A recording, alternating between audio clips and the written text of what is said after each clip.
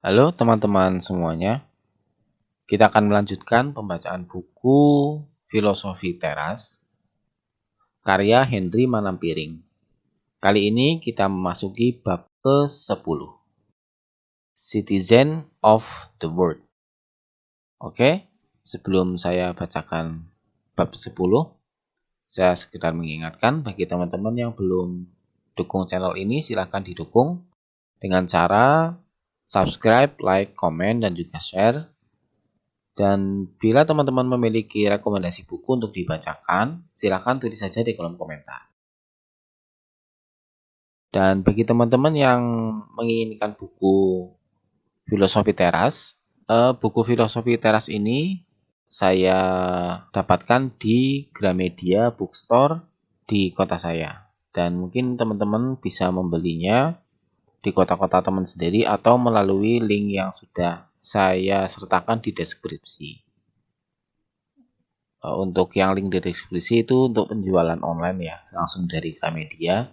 Jadi sudah otomatis bukunya asli, bukan bajakan. Oke, kita akan lanjutkan pembacaan buku Filosofi Teras. Di suatu kesempatan beberapa tahun lalu, saya mengunjungi kota Paris bersama istri. Ini adalah kunjungan saya ke Prancis dan kota Paris yang pertama kalinya. Berdasarkan apa yang saya baca, konon, orang Prancis, apalagi warga Paris, adalah orang-orang yang tidak ramah kepada pengunjung. Ini membuat saya memiliki prasangka saat berada di sana. Maka, betapa terkejutnya saya ketika mendapatkan pengalaman yang sebaliknya. Suatu saat, kami sedang berada di kawasan Montmartre, mengunjungi katedral Sacré-Cœur. Ketika sedang asyik mengabadikan kemegahan katedral tersebut dari kejauhan, kami dihampiri seorang perempuan lokal pirang yang sangat cantik, dengan aksen Prancis berat dan bahasa Inggris yang terpatah-patah. Dia memperingatkan kami akan bahaya copet yang sering mengincar turis yang sedang mengambil foto. Sesudah itu, dia pamit dengan senyuman amat manis. Saya tidak terlalu manis juga karena ada istri di sisi. Sesudah dia berlalu, saya membahas dengan istri betapa saya merasa malu dengan prasangka saya. Ternyata ada warga Paris yang ramah, bahkan menolong pengunjung tanpa diminta. Kalau saya balik situasinya, adakah warga kota tempat tinggal saya yang akan sukarela berinisiatif memberitahu pengunjung atau turis asing tanpa ditanya? Berlakulah seperti Socrates, tidak pernah membalas pertanyaan daerah asalnya dengan "saya orang Athena" atau "saya dari Korintus", tetapi selalu "saya adalah warga dunia." Epictetus Enchiridion. Apa yang terbayang oleh kita saat mendengar kata cosmopolitan? Sebagian besar mungkin terpikir nama sebuah majalah. Sebagian lain mungkin terbayang sebuah minuman koktail manis yang identik dengan minuman perempuan. Kita perlu mencari kamus untuk menyadari bahwa makna cosmopolitan aslinya lebih dalam dari sekedar majalah atau minuman. Cosmopolitan diambil dari kata Yunani, cosmopolites, yang artinya warga dunia. Hierokles, seorang filsuf Stoa yang hidup di zaman yang sama dengan Marcus Aurelius, menjelaskan praktik untuk memperlebar lingkup kasih sayang kita terhadap orang-orang di sekitar. Dia mengatakan bahwa relasi sosial kita bisa digambarkan sebagai beberapa lingkaran dari yang kecil sampai besar, di mana diri kita ada di tengahnya. Lingkaran terdekat kita adalah keluarga, ayah, ibu, istri, anak, saudara. Kemudian di luarnya lagi adalah lingkaran orang-orang desa, kelurahan, kota. Lebih besar lagi adalah orang-orang sebangsa kita. Kemudian, masih besar lagi adalah seluruh umat manusia. Kasih sayang kita terhadap sesama seharusnya meluas, mulai dari keluarga inti, kemudian menyayangi orang-orang di desa atau kota. Terus lagi menyayangi mereka yang sebangsa dengan kita. Bahkan pada akhirnya diperluas lagi sampai menyayangi seluruh umat manusia. Ini artinya mengakui bahwa pada akhirnya semua manusia adalah bagian dari dunia dan semesta yang sama. Dan karenanya tidak semestinya kita membedakan orang, apalagi sampai mendiskriminasi dan menyakiti orang yang berbeda. Kewajiban berbuat baik kepada orang lain seharusnya menembus lingkup keluarga sendiri, suku sendiri, agama sendiri, bangsa sendiri, dan bahkan mencakup seluruh umat manusia. Ini sejalan dengan prinsip kemanusiaan universal yang sudah saya pegang sedari dulu. Konsep ini juga mengingatkan saya pada quote dari Sayyidina Ali bin Abi Thalib yang pernah saya baca. Yang bukan saudaramu dalam iman adalah saudaramu dalam kemanusiaan. Ini sungguh kutipan yang indah, karena apalagi yang lebih tinggi dari saudara dalam kemanusiaan.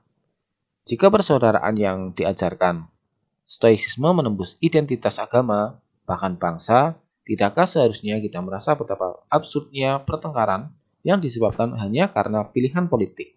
Apalagi permusuhan yang lebih sepele lagi, seperti perbedaan klub bola favorit, perbedaan kampung halaman, atau perbedaan sekolah.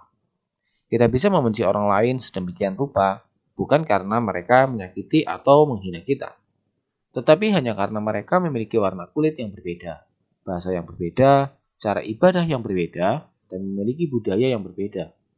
Ketika saat ini ada begitu banyak pihak yang berusaha memisahkan dan membedakan kita, baik dalam lingkup tetangga sekitar, kota, sampai negara kita. Stoicisme terasa semakin relevan untuk menjadi antidot melawan kekuatan dan konten yang hendak memisahkan dan mengadu domba kita. Jika kita menggabungkan ini dengan kata-kata Marcus Aurelius bahwa kita datang ke dunia ini demi satu sama lain, prinsip kosmopolitan tersebut jauh lebih dalam dari sekitar menoleransi atau menerima mereka yang berbeda. Yang dituntut stoicisme lebih dari sekitar sebuah sikap pasif seperti yang penting saya tidak menyakiti mereka yang berbeda.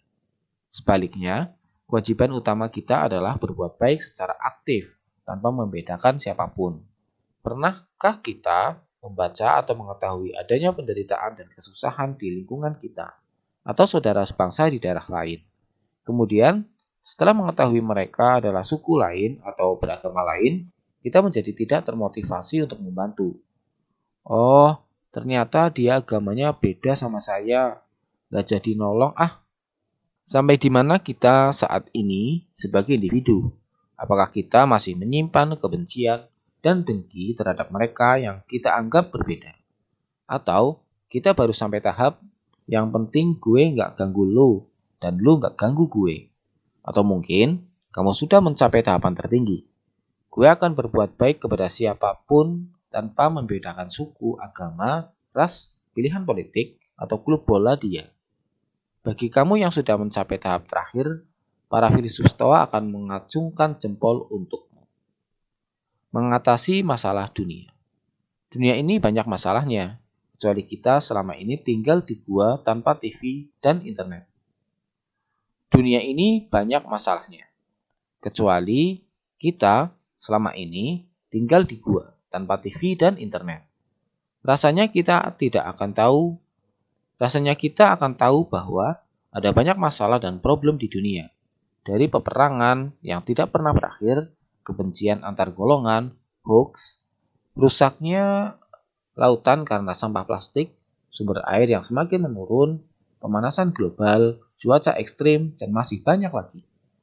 Mungkin sebagian dari kamu pernah atau bahkan detik ini juga berkata dalam hati, hidup gue sendiri aja udah ribet, ngapain sih mikirin masalah-masalah besar? Lagi pula, namanya saja masalah dunia. Apa yang bisa diperbuat sendirian?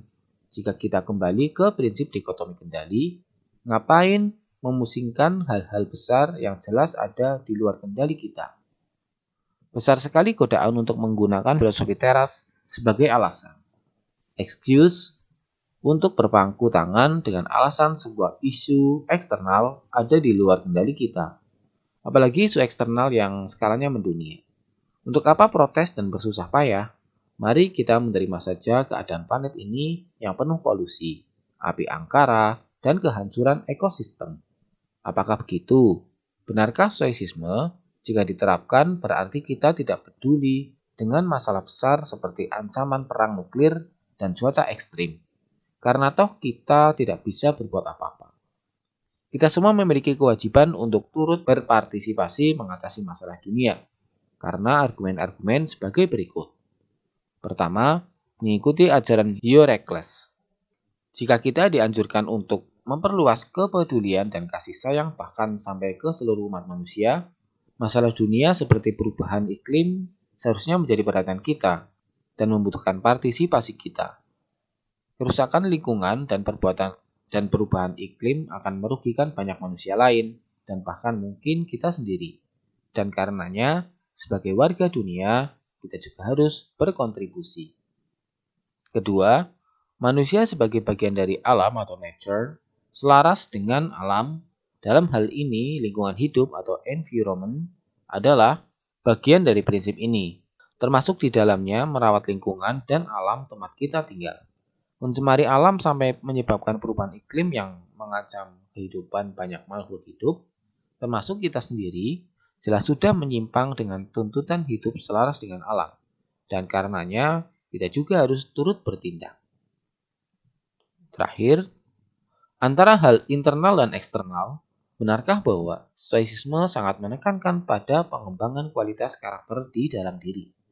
Namun, di saat yang sama, karakter di dalam diri ini harus mengikuti keutamaan atau virtues, seperti kebijaksanaan dalam memilih atau wisdom, menahan diri atau temperance, dan berani atau courage, dan keadilan atau justice. Jika kita sekarang dihadapkan dengan berbagai masalah besar dunia, seperti perubahan iklim, ketidakadilan sosial, diskriminasi, kebencian, dan lain-lain, kira-kira apakah hal bijaksana yang harus kita lakukan? Apakah berlaku cuek dan menutup mata bisa digambarkan sebagai berlaku sesuai keutamaan? Mempraktikkan stoicisme artinya juga peduli pada masalah dunia dan umat manusia, dan sebisa mungkin berkontribusi dalam solusinya. Apalah kemampuan saya menghadapi masalah dunia? Jika semua manusia adalah warga dunia, masalah dunia bisa dihadapi kita bersama sebagai warga dunia juga. Some things are not in my control, but I can be in your control. Jika suatu kondisi tidak bisa diubah oleh satu orang, ia mungkin bisa diubah oleh 100 orang atau 1000 orang atau 1 juta orang. Sejarah juga membuktikan bahwa banyak hal besar bisa diraih ketika kita menyisahkan perbedaan dan mulai bekerja sama, memperjuangkan kemerdekaan bangsa dari penjajah, isu diskriminasi gender dan ras, sampai kerusakan lingkungan. Semua itu bisa diubah ketika manusia bersama-sama sepakat untuk bergerak memperbaikinya. Social movement, protes, petisi adalah contoh sekelompok orang yang memindahkan situasi dan domain not in control menjadi in control ketika dihadapi bersama. Besarnya dan banyaknya masalah dunia ini membuat konsep warga dunia yang berusia 2000 tahun lalu ini terasa menjadi semakin penting. Ia bukan lagi sebuah konsep romantis perdamaian dunia. Ia telah menjadi sebuah konsep penting untuk keberlangsungan spesies kita sendiri. Untuk pertama kalinya dalam sejarah planet ini, spesies kita sedang berhadapan dengan resiko kepunahan besar yang disebabkan oleh diri kita sendiri. Jika jutaan tahun lalu dinosaurus punah, diduga karena tumbukan meteor ke bumi, umat manusia bisa jadi akan hancur karena ulahnya sendiri. Ketidakpedulian pada alam, teknologi yang tidak diimbangi kebijakan, insting primordial yang dibiarkan merajalela, kecurigaan yang dipelihara, bahkan dipanas-panasi, dan lain-lain. Sepanjang kita tidak mau mengesampingkan label-label pemisahan di antara kita, rasanya para warga dunia ini tidak akan bisa menggabungkan pikiran dan tenaga untuk mencegah diri kita dari kepunahan. Kita akan terus sibuk mempertengkarkan perbedaan di antara kita, sampai akhirnya bersama-sama kita dihapuskan oleh cuaca ekstrim atau senjata nuklir. Kita bisa mengawali perjuangan kita sebagai warga dunia secara bertahap. Adakah masalah di kota kita yang bisa diselesaikan secara bersama? Adakah bagian dari warga sekitar yang menderita yang bisa dibantu? Apapun agama dan latar belakangnya. Lebih luas lagi, adakah isu-isu bangsa yang menuntut warga dunia bekerja sama untuk memecahkannya? Dari isu ekonomi, politik, gender, bencana, penyakit, kekurangan gizi, sampai persekusi kelompok minoritas.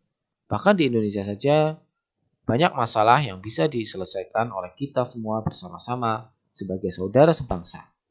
Selain itu, bagaimana kita masing-masing bisa menahan arus ujaran kebencian dan diskriminasi dari lingkungan kita sendiri.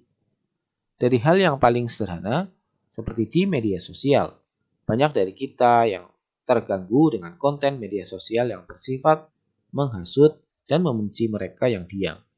Sebagian besar dari kita memilih diam, tidak mau mencari masalah dengan orang lain. Sebagian hanya sekedar memilih unfollow, mute, atau yang paling ekstrim pun adalah unfriend. Namun, ujaran kebencian itu sendiri tidak pernah dibahas. Ini mengingatkan saya pada kata-kata Chania Citta mengenai analogi mobil yang rusak dan ditinggal saja di jalan.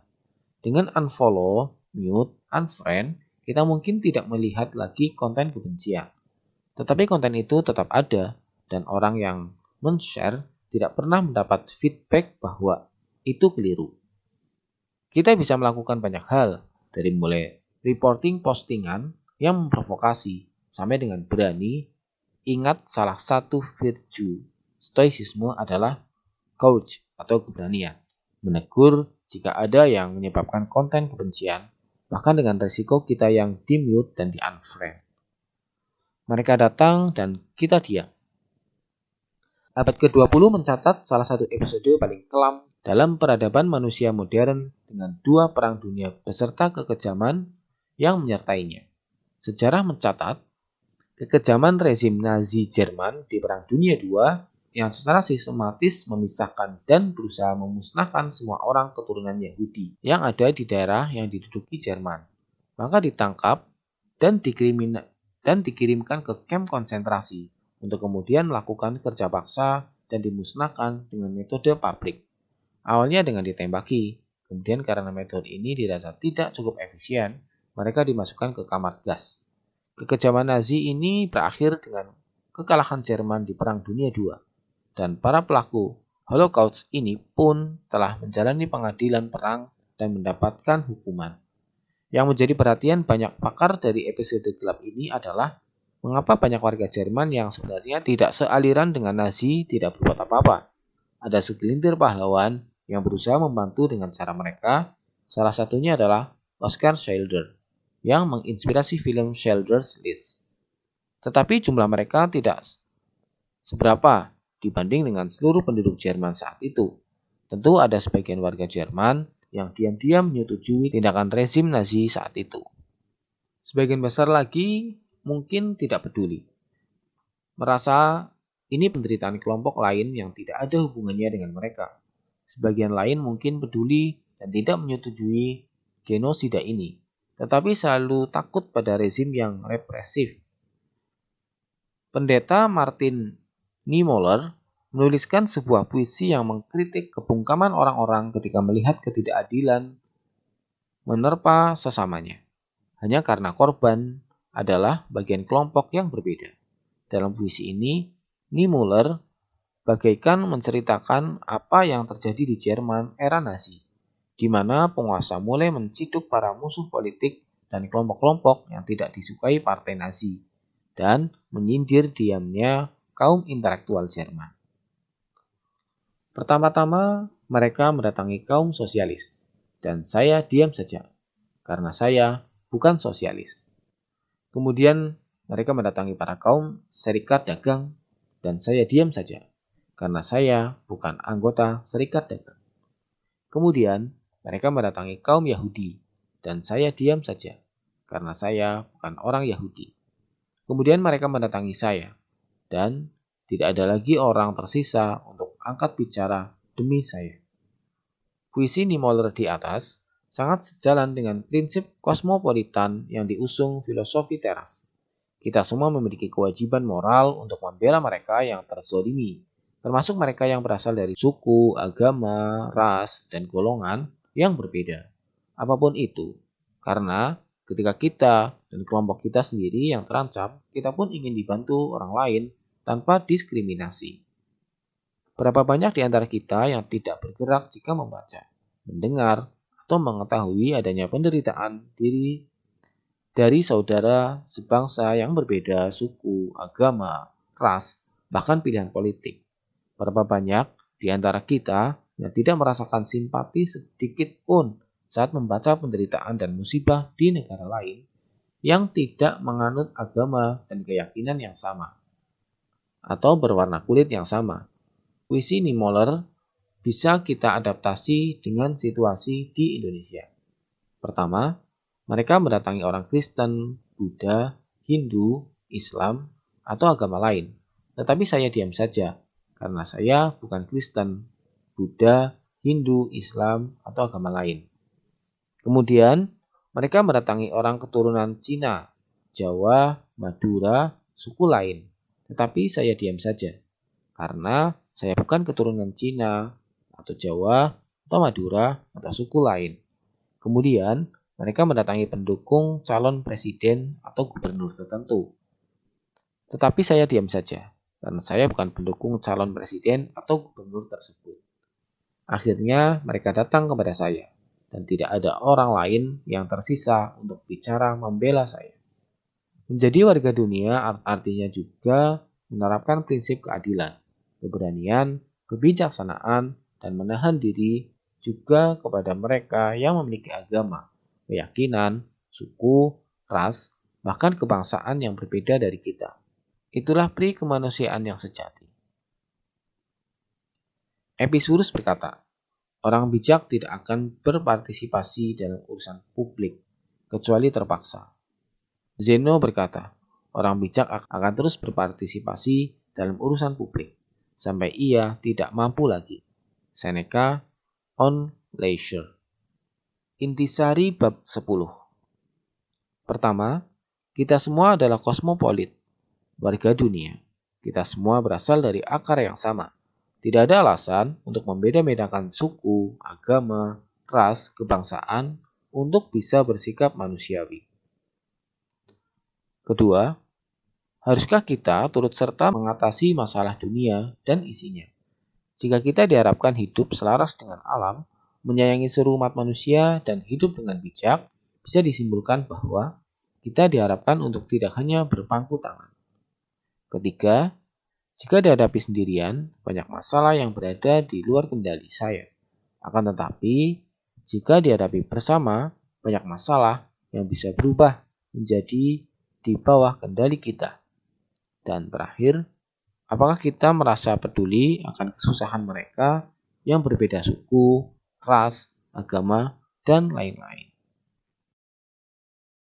Demikian pembacaan bab ke-10 buku Filosofi Teras karya Henry Manampiring. Dan selanjutnya kita akan menuju ke bab 11 tentang kematian yang akan saya bacakan di video berikutnya. Oke, terima kasih teman-teman. Sampai jumpa di video berikutnya.